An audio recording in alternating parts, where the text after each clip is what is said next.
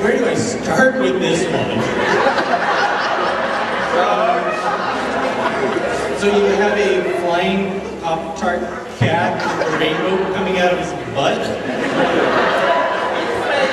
In space? Okay, and some people go, okay, well, it's not a real rainbow like you would see in the sky. It's a gay pride flag or something. But no, it actually can't be because I didn't get in this frame grab, but in some of them, the stars, you can see right through the rainbow, which means it can't be a flag that would be opaque. It has to be something you can see through, like a real rainbow. How do you make that work? Let's turn on the X-ray machine.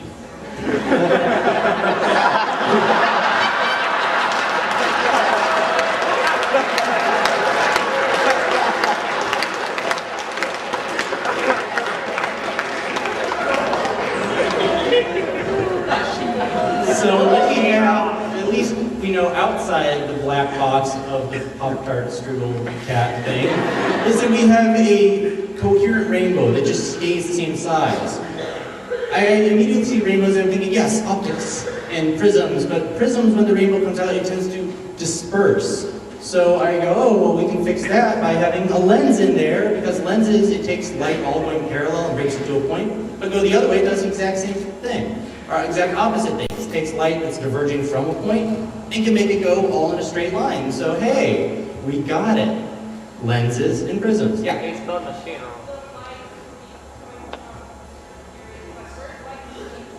Where's light in space? That's why I've got this little thing down here under the prism is the light source.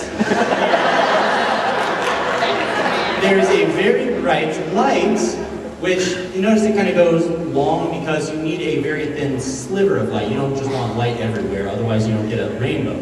So you have a light source in the little square thingy down there, and then it goes down a long corridor so all lights travel in the same direction. Bounces off a mirror, through the prism, dark side of the sun, through the lens, and now you have a coherent rainbow coming out of his butt.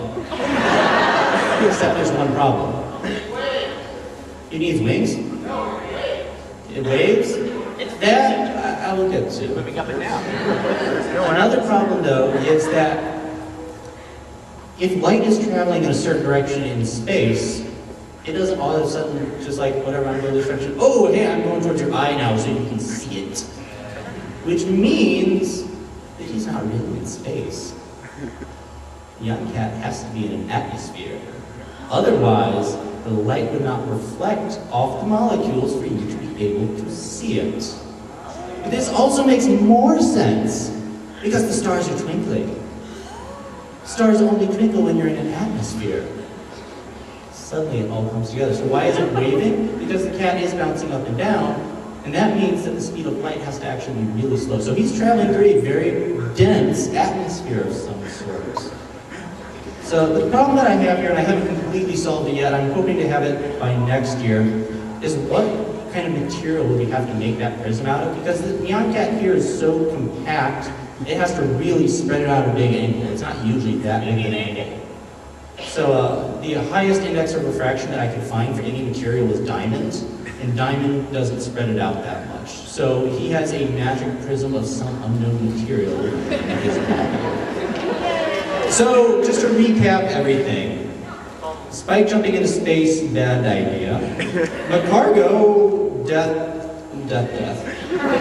Shooting projectiles by gravity, not so much.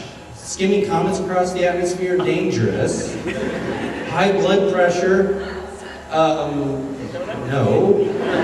Flying Pop-Tart cats, totally plausible.